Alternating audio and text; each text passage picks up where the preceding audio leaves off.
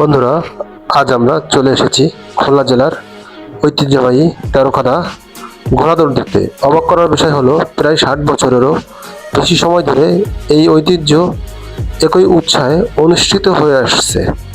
চলুন দেখে নেওয়া যাক কেন এই ঘোড়াদৌড় এত জনপ্রিয়।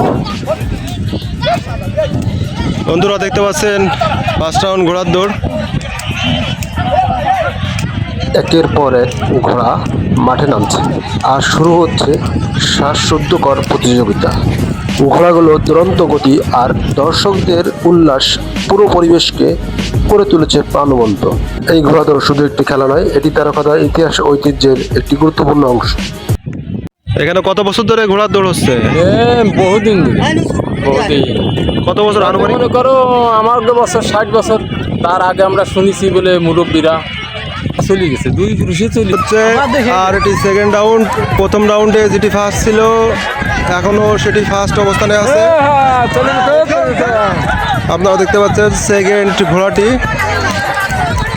আরেকটি ঘোড়া সাওরি ছাড়াই দৌড়াচ্ছে। 3 নম্বর ঘোড়াটি, এটাও দৌড়ের স্পিডটা ভালোই আছে। চতুর্থ ঘোড়াটি।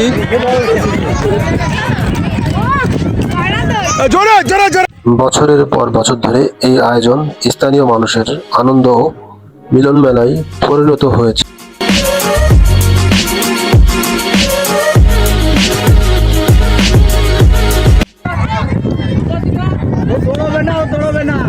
আরে দৌড়বে না, খালি কলি বছরের পর বছর ধরে এই আয়োজন মানুষকে একত্রিত করে আসছে। দূর দূরান্ত থেকে হাজারো মানুষ এই খেলা উপভোগ করতে ছুটে আসেন। একটি ঘোড়ার সাফল্যের পেছনে থাকে দীর্ঘদিনের প্রশিক্ষণ, নিয়মিত পরিচর্যা, আরোহী দক্ষতা। প্রতিটি দৌড়ে ঘোড়া ও আরোহীর মধ্যে সমন্বয়ই সবচেয়ে বড় বিষয়।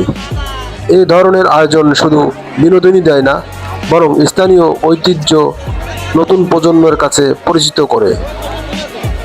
বন্ধুরা, আজকের এই তেরোখাদা একটি যে ঘোড় দৌড় ছিল, এই ঘোড় দৌড়টি বৈরী আবহাওয়ার কারণে 3টা রাউন্ড দৌড় হওয়ার পরেই ঘোড়ার দৌড়টি শেষ হয়ে যায়। প্রথম হয় লোহাগড়ার যে ঘোড়াটি, দ্বিতীয় হয় মোংলার ঘোড়াটি, তৃতীয় অবস্থানে আছে তেরোখাদার ঘোড়া। ঐতিহ্য ও সংস্কৃতির ভিডিও দেখতে চ্যানেলটি সাবস্ক্রাইব করুন। ভিডিওটি ভালো লাগলে লাইক দিন।